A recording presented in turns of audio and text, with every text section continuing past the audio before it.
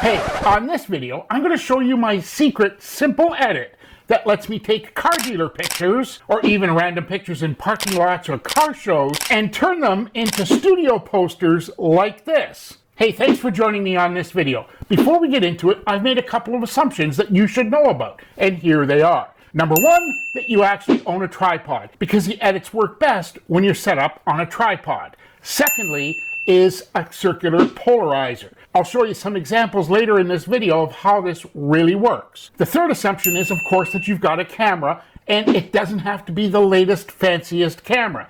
Number four, you're using the best lens that you have, but it doesn't have to be any fancy high-end lens. Typically, a kit lens is going to work just fine.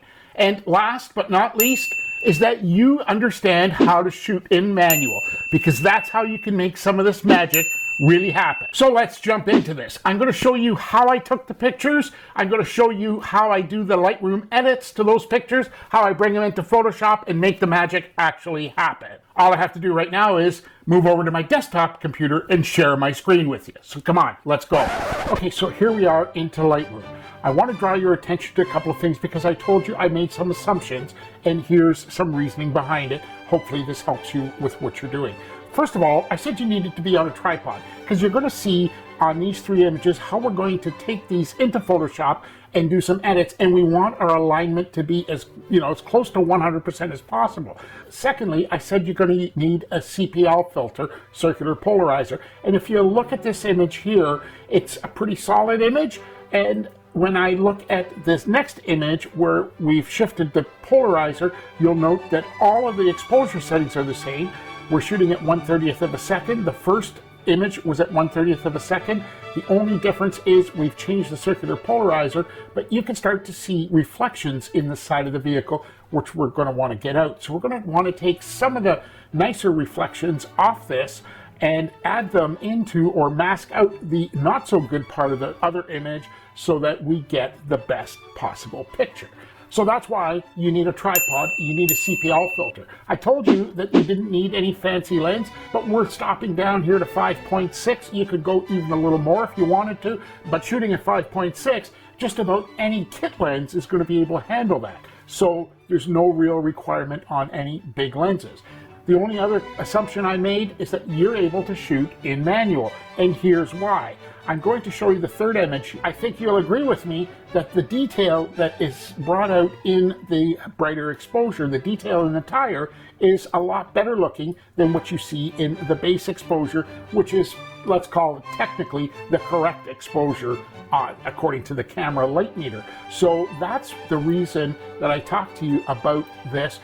Maybe this is just an artistic edit that you really don't like, but I'm going to tell you that when you see the final image, I think you're going to agree with me that the detail in this tire is well worth the effort. The other issue, when I talk to you about shooting manual, I think you'll agree that you can see the considerable difference. Look at the actual front bumper of the vehicle, where I think there are better highlights here. So we're going to want to use a brighter exposure, and even to set up the tires on the opposite side of the vehicle, and even the other hardware and other parts of the vehicle that are sort of difficult to see. So that's the reason why. So we're going to go back now and take all these three images by highlighting them all, right-clicking, and do an edit in, not edit in Photoshop, but down the bottom, open as layers in Photoshop. Okay, so here we are into Photoshop. I'll show you all the other edits here in a second, but we always start out, even though we were on a tripod, we do an edit with the auto align layers. I just use the default of auto and press OK. That lines up the layer. So you're going to see here that when we talked about doing this on a tripod, we're using the two images here, and part of the image is masked out so that we remove some of the problems we had with reflections, but we were able to capitalize on some of the highlights that we wanted in the exposure. Next, I talked about the one stop over, and here it is added in, and all we've done in the mask is to mask out the rest of the vehicle that was far too bright and just deal with the tires and other parts of the vehicle that were dark in the original photo. If I take this out, you should be able to see that. They're sort of dark and not as well visible. Here, with the slightly overexposed image, we've just masked that in, so we end up with a little more detail in the entire picture. And here's the other edits that completed the picture. We used a basic gradient on both the top and the bottom to darken out some of the background. Having already done a selection and saved a selection, I'll show you that I did a selection of the entire vehicle, saving that selection, and I will tell you it was a little bit difficult here with the knobby tires to get all the detail there, but having that edit, and that allowed me to bring that vehicle on top of the gradients where I darkened the background. From there, the other edits that were done were using images and overlays from the Atmos collection that I've now added, where I'm using different smoke overlays and bringing them in and doing them obviously at different opacities. Typically, I find, again, this is a taste issue, I find that bringing them in at 100% opacity are a little strong, so we've got a couple of them there. And in most cases, if you just have a look at the mask, I've masked out the smoke on the vehicle itself, and then you've added it around the back. We've added some behind the vehicle, and then used 2 more layers, again, at different opacities.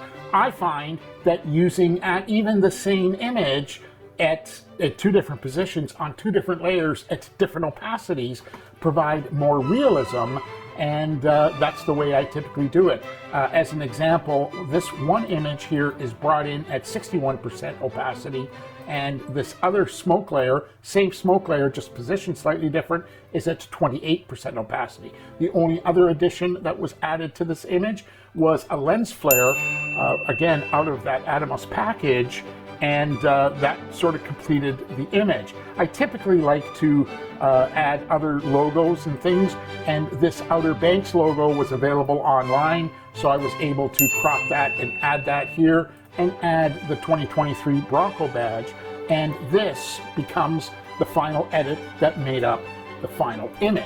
We just save this as and send this back over to Lightroom for any final global adjustments. With everything done and just some minor adjustments, nothing huge. Again, dealing with the highlights, the shadows, a little bit on the whites. These are really just minor tweaks, nothing serious, except, in the luminance, I do work in those tabs because luminance can change the overall feel of an image. I don't know if you can see that, but I'm just going to Control X and get rid of that change. But that's about it. So please, in the comments below, if there's any questions you have, anything you're not sure of, or you want clarification on, comments below. I promise I read all the comments and I respond to them. So go ahead and do that. Really looking forward to hearing from you, and if this is the type of video information that you want to see more of. So let's just jump back. I got one other thing I want to mention. Hey, wasn't that really simple? I told you so. But look, just like you, I've watched hundreds, if not thousands, of videos of car photographers doing edits and building photographs. And I can't tell you if I've ever seen anything quite like this. Hey, but while I got your attention, I have a quick question for you. If I was able to show you something or help you with some part of your photography, would it be a bad idea to go ahead and hit that like button? Besides, that helps YouTube push this video out to more photographers just like you, and it tells me that you like this type of content. And if you really want to make my day, go ahead and hit that subscribe button, ring the bell icon. That way you'll know every time I upload